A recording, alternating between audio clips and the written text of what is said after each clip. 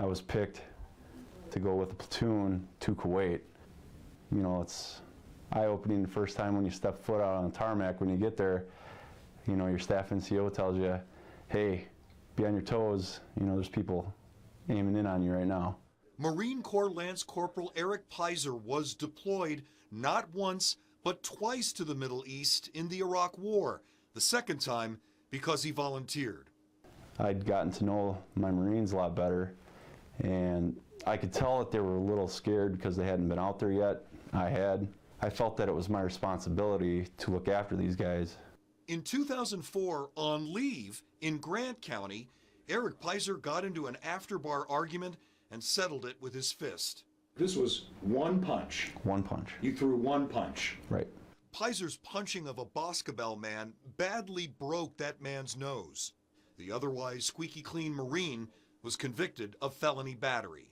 It's been nearly a decade since veteran Eric Pizer's felony conviction here in this courthouse. Since then, he's gotten in no trouble, and he believes he's identified his post-military service career. But that felony continues to stand in the way. You know, I always found myself being pretty compassionate toward a lot of people's needs and problems, and I just thought that I would make a really good police officer. Post-Marines, Pizer's gone to school for criminal justice. But in order to have his ability to carry a gun restored, he needs a pardon from the governor.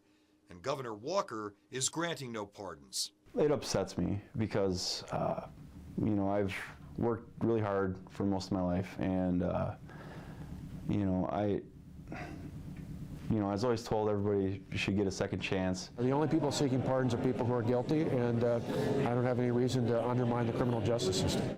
A spokesperson for the governor says his comment to us in January on his philosophy on pardons is unchanged. And pardons have been controversial. Pardons handed to criminals believed undeserving ignited criticism of former Mississippi Governor Haley Barbour. And there are other governors who've issued no pardons. Among them, New Mexico Republican Susana Martinez, Massachusetts Democrat Deval Patrick. But Governor Walker's close political ally, former Indiana Governor Mitch Daniels, granted more than 60 pardons. And Wisconsin governors who've come before Governor Walker, Republicans and Democrats alike, have doled out hundreds of pardons.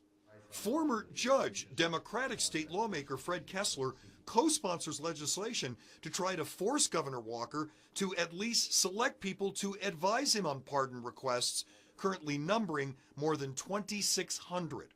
And I frankly would want to encourage pardons because I think that ought to be based upon the conduct of the person. People do make mistakes. Eric, in my view, is a hero.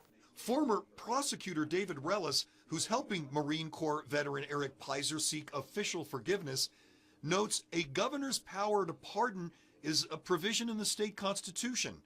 He finds Pizer's pardon request falling on deaf ears. Pretty terrible injustice. I've been doing everything that I can to better myself, still be an active part of my community, and, you know, I would just beg for him to maybe reconsider his position on where he stands with pardons.